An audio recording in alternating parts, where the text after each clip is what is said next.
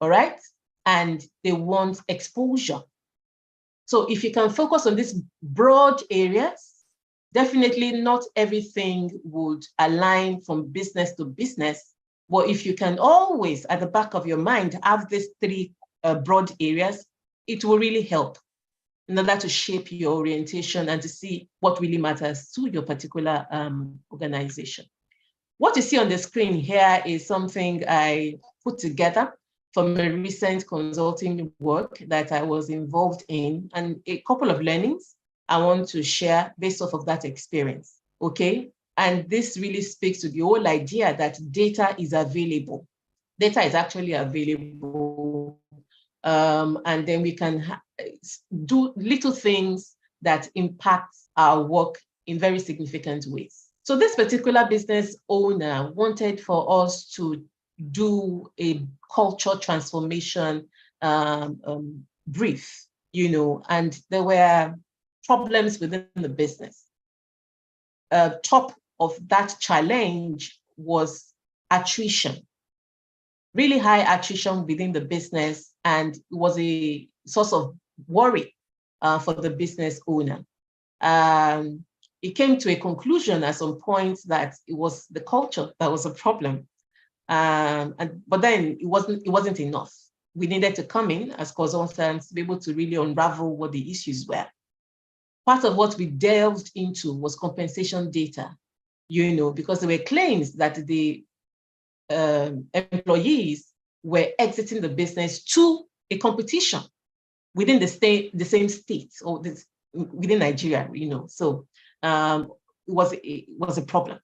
This business owner believed it was doing everything in the books, was doing everything right. And it was such a big problem to find that his employees were gravitating to one or two competitions in particular. We had access to compensation data to speak to, are you paying well or not? We did interviews. That is a strong source of data. When you're doing interviews, when you're doing your surveys, when you're doing focus groups, you're gathering data, isn't it? So when you're using tools, as well, even the tools that we discountenance, your Google Forms and your survey, your Google survey and all of that, those are tools that you can easily get data from. So we did all of this and then put our findings together. Clearly, there were disengagement issues, but we couldn't say that there were disengagement issues if we didn't have data to corroborate what it was that we were trying to present to the business. All right. So unfortunately, they didn't quite have some critical data that would have helped the process. They had no exit interview data. All right. Some businesses do not really take exit interviews seriously. Neither do they do stay interviews. So there was no data to really say why were people exiting the business so badly. All right. Long and short of the story is that the recommendations we made were clearly offshoot of the data that we found within the business, as well as those that we found in public domain in terms of what the competition were doing. Fortunately, the biggest lesson in this whole thing was how the competition knew that this guy, the business owner, was investing so heavily in training his staff. So the competition was poaching ready-made people who had been trained by this particular employer. Anyways, this is just to say to us that data is key. There's no way you want to make a business case without having enough data. Another thing you need to know in terms of starting small is to say, you already have data, you just don't know. You just don't know. Or let me just put it this way, that you are not harnessing or you are not leveraging on all of the data that you have. Many of us have recruitment data. We have performance management data within our organizations, all right? We have compensation and benefits data. We have L&D data, but they are all in different places, and then we are confused because we're not able to pull all of them together in order to make impact on business decisions. So you have data. You have data. As a matter of fact, some of the HRIS systems, information management systems that we have, within organizations actually have reporting modules embedded in them. Some of us don't know this, but we should. We should. Speaking to the tools that is in the public domain and we can use, we know them already, but question is, are we learning? Are we using them? Are we researching them? Are we exploring them? Okay. What are we doing? Are we really learning? A couple of times I've been on Mercy's platform, yeah, on Lentor. I've seen her put trainings out on Power BI or reporting with Excel and all of those stuff.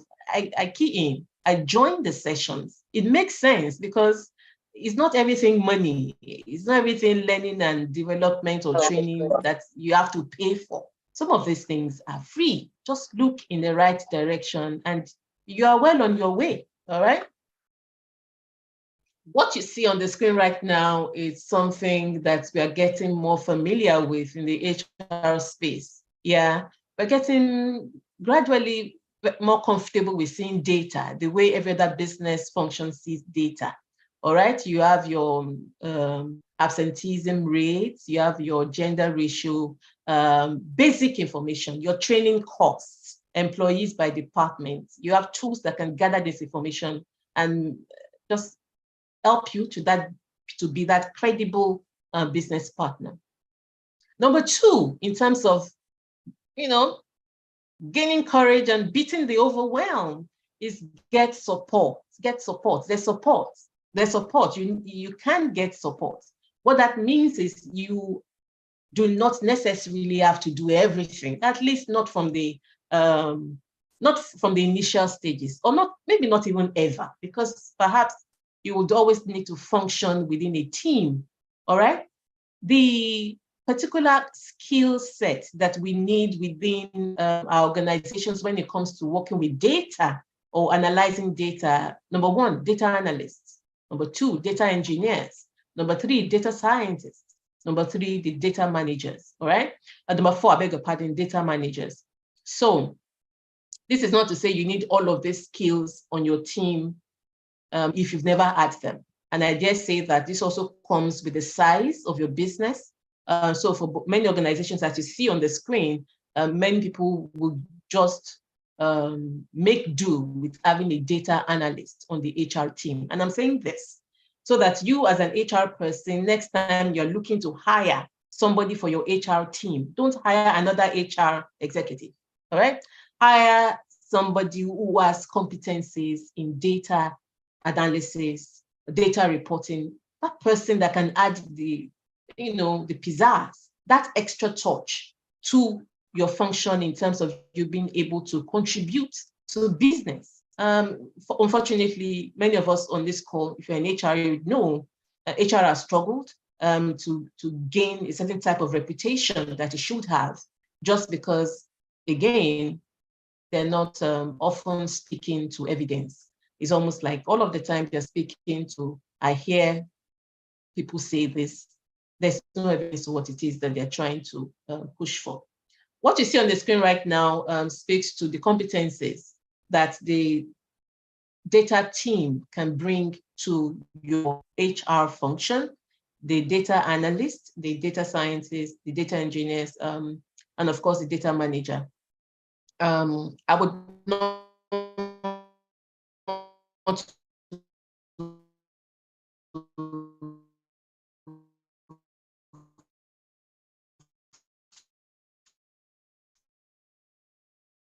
support that your team brings to the table is to say that, fine, you may be an HR leader right now, and you are not well versed in data reporting or analytics, but three things that you must get to know immediately is how to interpret the data. All right, just know how to interpret the data. Then you also need to be able to know how